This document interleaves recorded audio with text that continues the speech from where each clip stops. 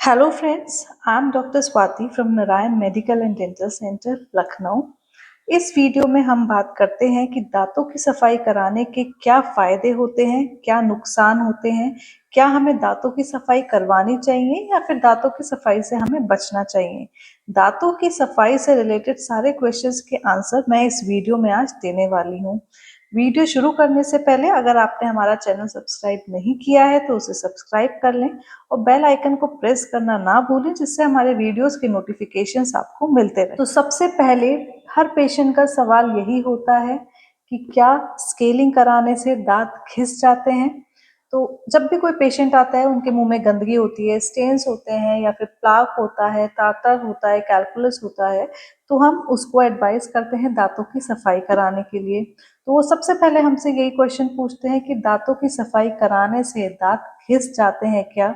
तो ये आप जान लीजिए कि अगर दांतों की सफाई एक अल्ट्रासोनिक स्केलिंग मशीन के थ्रू होती है, अगर आपके डेंटिस्ट के पास एक अच्छा अल्ट्रासोनिक स्केलर है, अच्छी कंपनी का स्केलर है, तो उससे आपके दांत बिल्कुल भी नहीं घिसते। वो स्केलर सिर्फ और सिर्फ दांतों की जो ऊपर की गंदगी होती है वही हटाता है।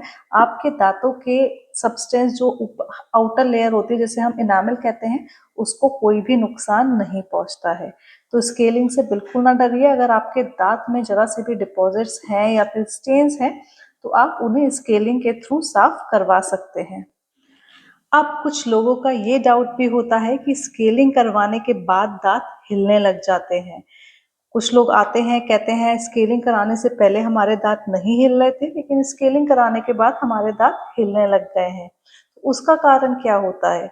जब भी आपके दांतों में प्लाक जम जाता है, जब वो उसको आप नहीं हटा पाते, आप स्केलिंग नहीं कराते, तो वो प्लाक हार्ड हो जाता है और वो कैलकुलस का फॉर्म ले लेता है, जिसे हम आम भाषा में टार्टर भी बोलते हैं। जब वो आपका दांत टार्टर आपके दांतों में जम जाता है तो वो एक बैक्टीरियाज की लेयर होती है, उसमें बैक्टीरियाज होते हैं जो आपके जो अटैचमेंट होता है दांतों का और मसूड़े के साथ का जो अटैचमेंट होता है उस पे एक्शन करता रहता है और आपके मसूड़े नीचे जाने शुरू हो जाते हैं, हड्डी गलनी शुरू हो जाती है और दांत हिलने लग जाते हैं। क्योंकि वो पत्थर जैसी गंदगी, जिसे हम कैलकुलस कहते हैं, वो आपके दांत पे जमी रह जाती है। बैक्टीरिया का एक्शन नीचे चलता चला जाता है, उसकी वजह से आपके दांत वहीं के वहीं रुके रहते हैं, लेकिन वो अंदर से हिलने शुरू हो चुके होते हैं। जब आप दांतों की सफाई करवाते हैं तो वो जो लेयर होती है, कैलकुलस की लेयर होती है, वो दांतों से हट जाती है।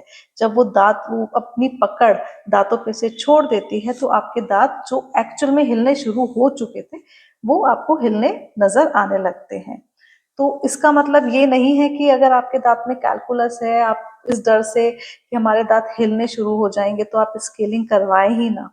ऐसा बिल्कुल नहीं है। अगर आपके दांतों में बिल्कुल डिपॉजिट्स हैं, प्लाक है, कैलकुलस है, तो आपको स्केलिंग करवानी ही करवानी है, उनको साफ करवाना ही करवाना है।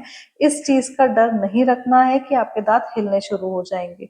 अगर आप उस कैलकुलस को नहीं हटवाते हैं इस डर से कि आपके दांत हिलने लग जाएंगे, तो वो और नीचे तक की गंदगी फैलती चली जाएगी और एक्शंस होता चला जाएगा और आपकी हड्डी गलती चली जाएगी और एक टाइम ऐसा आएगा कि आपका दांत निकल के आपके हाथ में बाहर आ जाएगा।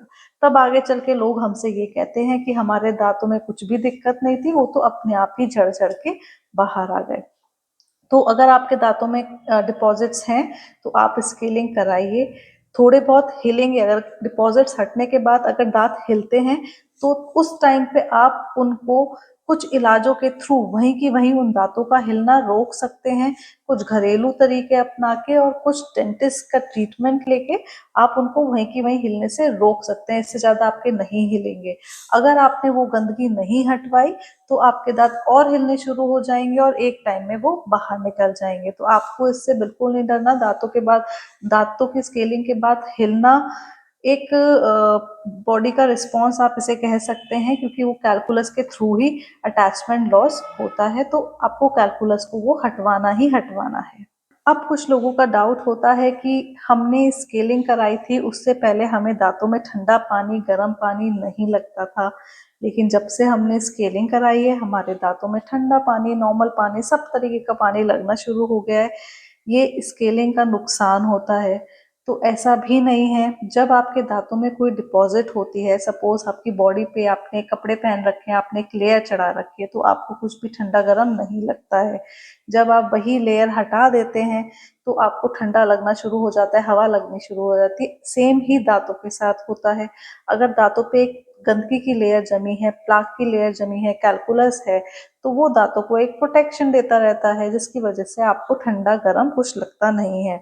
जब वो लेयर हट जाती है तो आपको उस पे दांतों पे ठंडा गर्म लगना शुरू हो जाता है, क्योंकि वो लेयर बहुत टाइम से आपके दांतों में जमा होती है। इस वजह से आपका जो दांत होता है वो रेजिस्टेंट हो जाता है, उसको ठंडा गर्म महसूस नहीं होता है। तो जब एकदम से वो लेयर हटती है तो पानी वानी सब उसमें लगना शुरू हो जाता है। तो इससे भी नहीं घबराना है आपको। अगर आपके दांत में डिपॉजिट्स हैं तो आपको स्केलिंग करवानी ही करवानी है। जब वो डिपॉजिट्स हट जाएंगे तो उसके बाद आप कुछ पेस्ट या फिर कुछ ट्रीटमेंट्स लेके उनकी, आपके दांतों का जो ठंडा पानी गर्म पानी जो लगता है वो थोड़ा ट्रांजिएंट होता है, थोड़े टाइम के लिए होता है। जब वो दांत आपके नॉर्मल स्टेट में आ जाते हैं तो कुछ टाइम के बाद वो ठंडा पानी गर्म, ठंडा और गर्म पानी लगना बंद हो जाता है।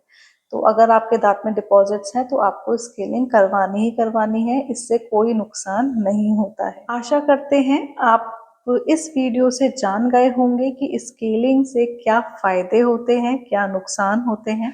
नुकसान तो खैर स्केलिंग से कुछ भी नहीं होता है, लेकिन इसके फायदे के बारे में जान गए होंगे। लेकिन जो नुकसान जो लोगों को लगते हैं या पेशेंट्स को लगते हैं कि हाँ स्केलिंग से नुकसान होता है, उस चीज का रोल अब आप समझ गए होंगे कि क्या है क्या नहीं है। अगर आपको हमारा वीडियो अच्छा लगे तो इसे लाइक और शेयर जरूर करिएगा, और कमेंट सेक्शन में हमें कोई भी अगर आपका डाउट है तो कमेंट सेक्शन में हमें लिख के जरूर बताइएगा। इस वीडियो को अंत तक देखने के लिए आपका बहुत बहुत धन्यवाद।